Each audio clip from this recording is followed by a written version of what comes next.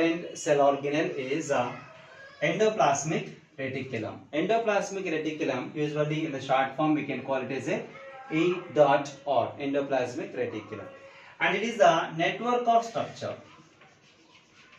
It was a network-like structure, and which is made up of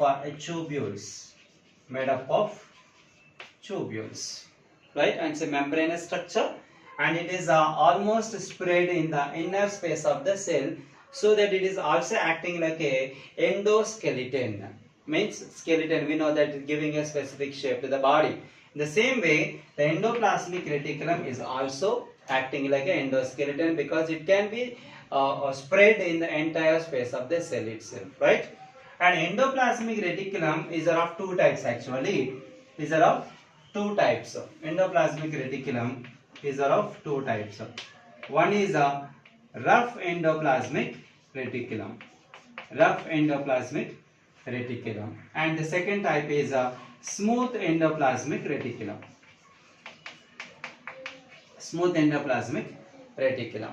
Why it is called rough? Generally, when there is a ribosomes on the endoplasmic reticulum membrane, we can call such kind of endoplasmic reticulum as rough endoplasmic reticulum. Whenever the ribosomes are present on the membrane of endoplasmic reticulum, we can see that the ribosomes are usually synthesize proteins. Then automatically we can say the rough endoplasmic reticulum synthesis proteins, right? For example, this is the endoplasmic membrane, and we can find some ribosomes on the surface, and they are producing or synthesize the proteins itself. Right here it is a smooth endoplasmic reticulum. Smooth in the sense of there are no ribosomes scattered on the endoplasmic reticulum. There is no ribosomes. It's a smooth endoplasmic reticulum, but it can be synthesizing the lipids. It synthesis lipids, right? And endoplasmic reticulum is playing a major role, particularly in the vertebrates. In the vertebrates, vertebrate liver cells containing smooth endoplasmic reticulum can plays a major role, particularly in the detoxifying the poisons, detoxifying the drugs and poisons,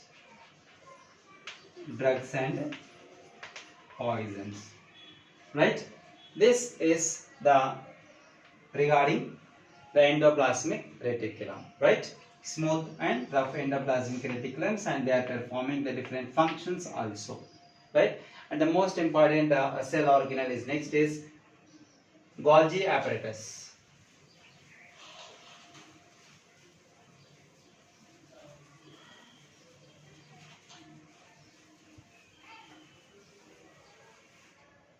Golgi apparatus.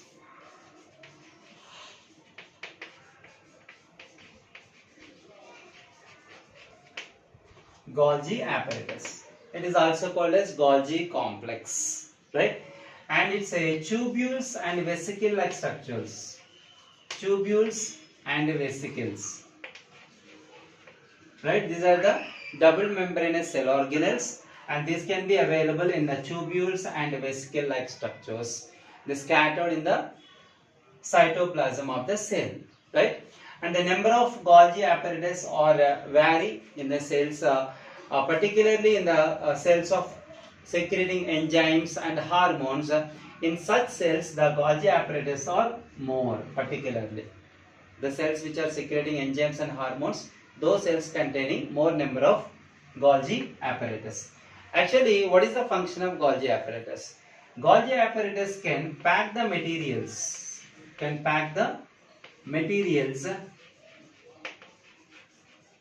before they are going to be transported. Actually, endoplasmic reticulum can transport the materials from one point to another point within the cell. Before the materials are needed to be transported, they must be packed. The why materials are packing? To avoid the damage to avoid the damage. So that before any material need to be transported from one point to another point within the cell, they need to be packed. So that the packing of materials is under the control of Golgi apparatus. After the packing of materials, maybe they are transported to the lysosomes, maybe they are transported to the cell membrane for the formation of a cell membrane or the healing or repair of the cell membrane. Whatever it is, the materials, if they want to be transported through the endoplasmic reticulum, before they are going to the endoplasmic reticulum, the materials are packing by Golgi apparatus. Actually, the Golgi apparatus, the first 5 letters we can see that Golgi. So Camillo Golgi is the name of a scientist. Golgi is a scientist who observed these cell organelles first. So on the name of the scientist only, we can call these cell organelles as a Golgi apparatus or Golgi complex, right? And later, the another most important cell organelle is one more important cell organelle is there. That's nothing but plastids. Nothing but plastids. Plastids. Plastids are most important cell organelles in the plant. Those plastids are of usually 3 types. 3 types of plastids, or we can see one is chloroplastids. Chloroplastids. And second one is chromoplastids, and later leucoplastids. Leucoplastids. See that the chloroplastids, in the sense of they are green in color. The green color parts of the plant body, most probably the tender stems and the leaves are green in color because of the chloroplastids are located in particular areas of the plant. And later the chromoplastids. Chromoplast means the colorful parts of the plant body, like flowers. The flowers are in the different colors and the fruits also be different colors. In some decorated plants, ornamental plants, the leaves also having the different colors. That except the green color, the remaining colors are because of the chromoplastids. And later the leucoplastids are generally called as a white or colorless plastids.